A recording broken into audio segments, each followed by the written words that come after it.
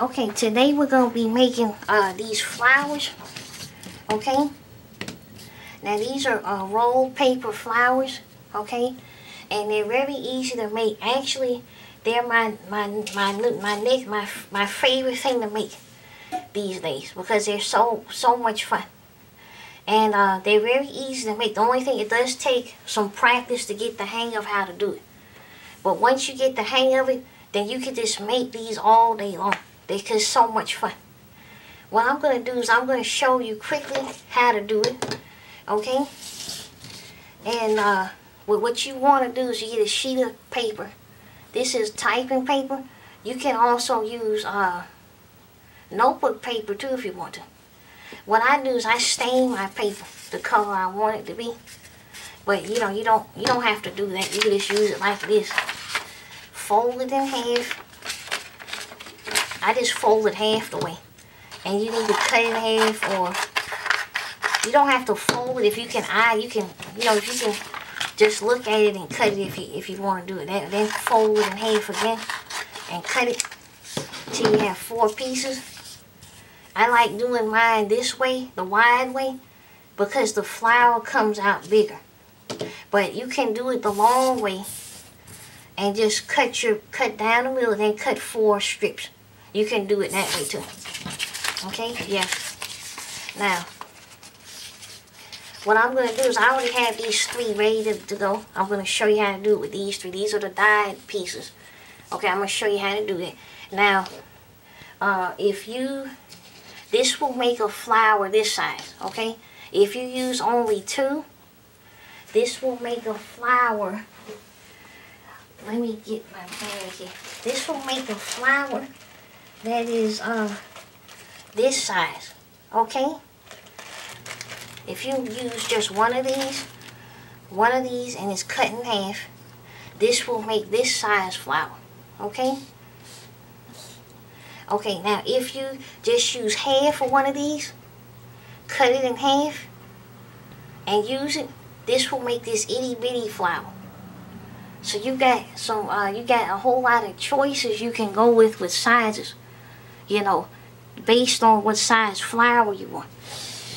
Okay, we're going to be making this for this video, okay, which requires 3 sheets. What you want to do is take the side. Look at how the paper looks. This has a lot of color on this side. So I'm going to turn this over to the wrong side, if you will. And I'm going to take my glue. You need some standard glue. Okay? I'm going to line them up like this. I'm going to put 1 strip of glue here. 1 little bit of glue. And put it here like that. Then I'm going to move down and put another little bit of glue here, and put that here like this, okay? Okay, I'm gonna let it dry for like maybe 5 minutes to let it set. Okay, I'm back. Okay, and this has completely dried. Okay, as you can see. And what we're gonna do is fold it in 3s. Okay, we're gonna fold 1/3 of the way this way. Okay. And then 1/3 all the way down. 1/3 of the way. Okay, and then crease it well.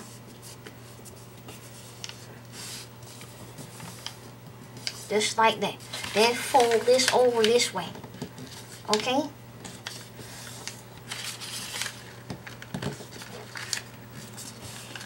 And like I said, it's not don't have to be perfect, but as long as it's kind of in 3rds, you know. Okay. Like that. And then make sure you crease it well, okay? Okay, then you're going to open it back up. And you're going to take your glue. And you're going to put 1 line of glue down this side here. Just like that. All the way down. You don't need a lot of glue, just a little bit. The less, if you use too much, you don't have to use a lot. Just a little bit. And then press it in.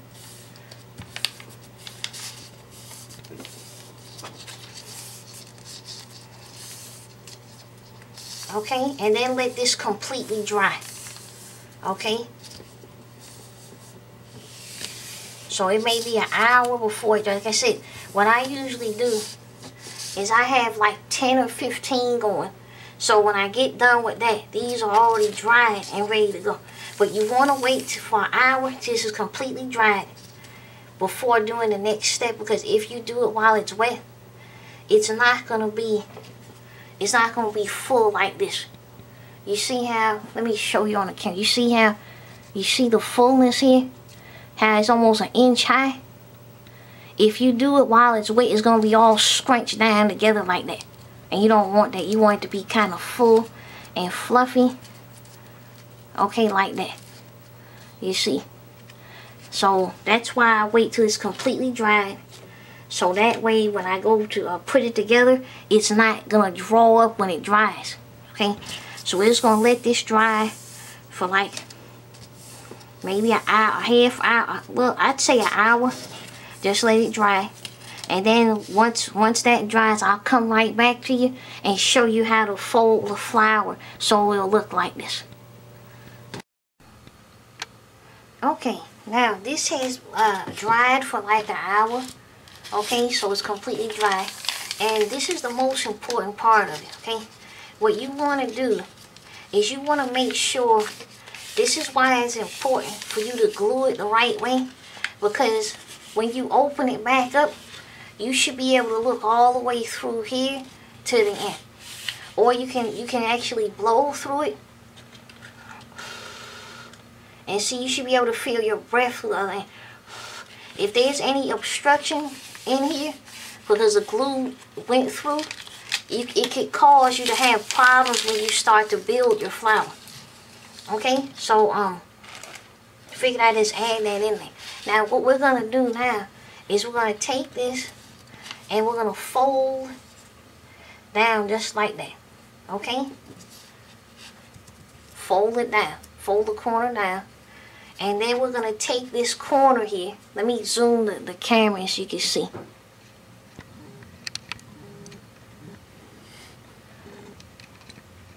Zooming in right about there. Okay, so you're folding one edge down. Okay, then you're gonna fold this down again to here, to where it's flush with the edge. Okay, so there's two folds. First fold is this way, and then you're folding here this to this. This is so that you have a nice rosebud center. That's why we do the second fold. Now you're going to take this flap and fold it in half. Okay? Just like that. Okay? So once again, let's go over it again. We're going to fold this edge down like this. Then we're going to fold this over to here. And then we're going to fold this flap in half. And once you have it like that, you'll have this. Okay? This is the first thing. This is going to take some practice. The first thing you do is curve this in to the center like that. To where it's rolled like that. Okay? Then you're going to take this. You're going to fold back and turn towards you. Fold back and turn towards you. Fold back and turn towards you. You see where it's taking on the rosebud shape? Okay, just like this. Now, people have different ways of doing it. This is how I do it, okay? And how I do this, I glue differently than other people. I don't use hot glue, because hot glue will instantly seal everything. But I don't like using hot glue on small pieces, because I tend to burn my fingertips. So I use regular glue, and I'm just going to glue this here flat down. Just like that. And what I'm going to do is I'm going to get a, I have clothespins, and I'm going to get a clothespin and hold this down. Okay, I almost forgot that when you, when this finally dries, if there's anything left on the edge, just go ahead and clip that off. Okay? Any of the edge there, and just clip it off, okay? And that way you'll have your flour there. Okay? And that's basically how to make these little flowers. Now it does take some practice. I know when I first started doing it, it was about 5 days of 5 nights of going back and doing it and going back and doing it. It's just like learning the piano. I don't know if you've ever played the piano, but it's the same concept where you have to continue to go back every day and do a little bit and master it. It's the same concept. But you know, it took me about 5 days to really get this down pat. But once you get it down pat, you're gonna definitely enjoy doing this and making these. You know, so it's a whole lot of fun, you know. Well, that's all I have for today. If you have any questions, you know, let me know. And I'd be happy to help you with anything. Okay, and also, I will have pictures of projects that I made with these particular style roses down at my blog, which is shanfordcrafts.blogspot.com. Okay, I want to thank you for watching, and God bless. Bye-bye.